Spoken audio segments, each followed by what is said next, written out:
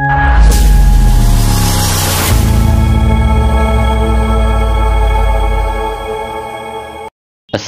আলাইকুম রহমতুল্লাহ।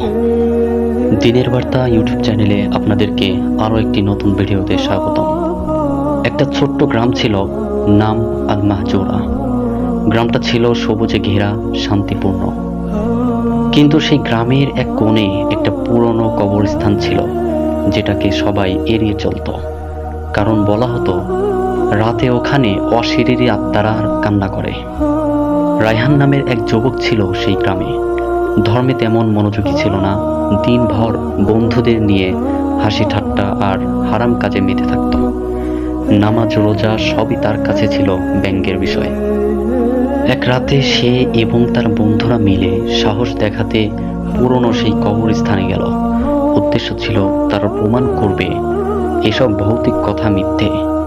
এরপর এক কবরের পাশে গিয়ে তারা হাসতে হাসতে বলল, এই ভূত, কোথায় তুই? ভূত থাকলে সামনে আয়। এ কথা বলে রায়হানের সকল বন্ধুরা দৌড়ে পালালো।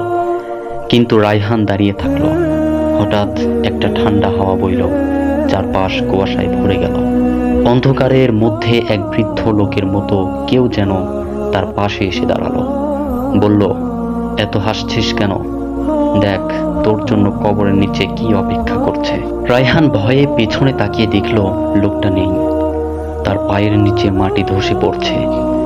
সে দেখল নিচে এক গর্ত, আর সেই গর্তের ভেতরে হাজারো পোকামাকড়, আগুনের শিখা আর কবরের আযাবের ফেরেশতারা মুনকার ও নাকির দাঁড়িয়ে আছে।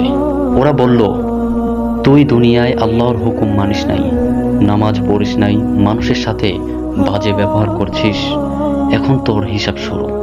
হঠাৎ রায়হান দেখল তার জান বের করে নেওয়া হচ্ছে। সে কাঁদছে আর আর্তনাদ করছে, কিন্তু কোনো উপকার নেই। ঠিক তখনই সে চিৎকার করে উঠল। ঘুম ভেঙে গেল, শরীর ঘামে ভিজে গেছে, আশেপাশে অন্ধকার। সেই রাতেই সে আল্লাহর ভয়ে কাঁদতে কাঁদতে তওবা করল। পরদিন ভোরবেলা গ্রামের মসজিদে প্রথম নামাজ পড়তে দেখা গেল রায়হানকে। কারণ সে জানত সত্যি কবরের নিচে এমন ভয়ঙ্কর আযাব অপেক্ষা করছে, যা দুনিয়ার কোনো ভয় এর ধারে কাছেও যায় না। ভিডিওটি ভালো লাগলে চ্যানেলটি অবশ্যই সাবস্ক্রাইব করবে এবং আরও ইসলামিক ভিডিও পেতে আমাদের চ্যানেলের সাথেই থাকবেন।